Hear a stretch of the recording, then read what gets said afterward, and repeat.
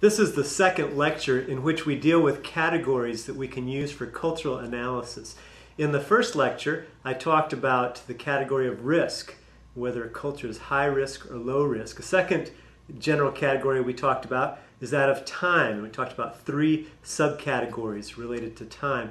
And the third category had to do with communication and where on the spectrum a culture lies in terms of implicit or explicit communication.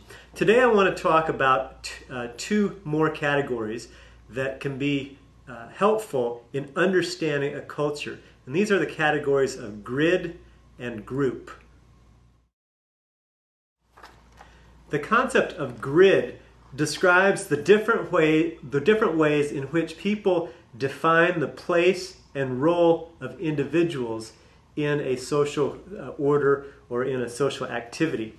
It has to do with how people categorize others in terms of distinct positions or roles. So grid describes the extent to which a culture categorizes, ranks, or differentiates people. In a high grid culture, you have a lot of different social layers, a lot of different social distinctions, and the differing roles in a culture are highly defined. Korean culture, for example, is a high grid culture. In the Korean language has this high grid structure built into it.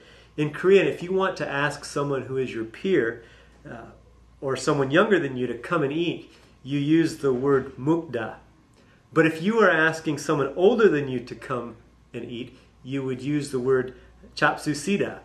And the language provides highly differentiated ways of identifying status, which is indicative of a high grid culture. So the language recognizes these different layers in culture. In a low grid culture, social distinctions are minimized. While individuals have access to a variety of roles in a low grid culture, the differing roles are not given highly different values as they are in a high grid culture. In a low grid culture, another example of a low grid culture would be an example would be a place where children might call their parents' friends by the adults' first names. In a high grid culture, you would never do that because of the stratification, the layering that's built into the culture. But in a low grid culture, that's fairly common.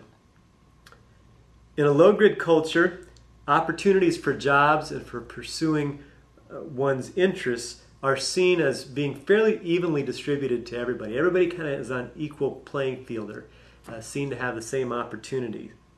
In this context, in a low grid context, people more easily confront authority because those in authority aren't seen as having that much different of a status than everybody else. So those are some characteristics of a low grid culture.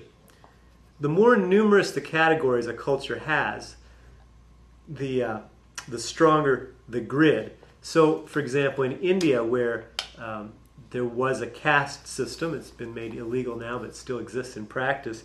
The caste system points to a high grid culture. There are a lot of categories. The military is a high grid culture. It's very clear what the different ranks are and what the chain of command is. The young culture in America, the youth culture in America, is a very low grid culture where those layerings don't matter as much. The difference between somebody in authority or not in authority, those lines get blurred. The Native American Sioux culture was another culture that was low grid. There was an emphasis on it was an open competitive environment, and anybody would have the chance to rise up to be a leader in the community. It wasn't based simply on your age or just based simply on who you were born to. So that was a low grid culture. Let me give you some examples of how these categories of grid and group play out in different settings. A friend of mine, Tyler, described a meeting he had with a group of nationals. He's working in Cambodia, and Cambodia is a high grid, high group culture. If Tyler made a proposal in a meeting with Cambodians and asked for feedback, the Cambodians would simply affirm what he said if they responded at all. The Cambodian culture is strongly hierarchical, and the participants came to the meeting assuming that they would defer to whoever was in charge. That's a high grid culture. That's an example of a high grid culture. They assumed they'd defer. There was a stratification built in to their assumptions. Along with this, they assumed that if people other than the leader were to offer opinions, these others would need to be the most senior in the room. Okay, again, a way of stratifying culture. That would be an example of grid, high grid. Culturally, authority was automatically ascribed to those who were older. So that's how grid was playing out in meetings Tyler was carrying out. Now, group was also a factor. The Cambodians were unwilling to make a direct statement unless they had picked up that others in the room shared their perspective. Okay, that was high group. They valued what the group as a whole felt. So the Cambodians would make vague statements or raise indirect questions as a way of soliciting the feedback, or just kind of feeling out the others in the room and find out where the group was. And only then would a more direct statement be made. That's an example of a high grid, high group culture. Let me give you an example of another one. My church culture would be a low grid. I would describe it as a low grid, medium group culture. Low grid because in my church, in my denomination, I'm part of a Mennonite church, and there's very little difference between emphasized between those who are, say, ordained and those who aren't. That ordination is not seen as a big deal in my denomination. In our church itself, children often call other adults by their first name. Children readily approach our 60-some-year-old pastor. There's not any hesitancy to do that. Those sorts of divisions or ways of structuring culture aren't present in my church. So it would be low grid. I would say it's medium group.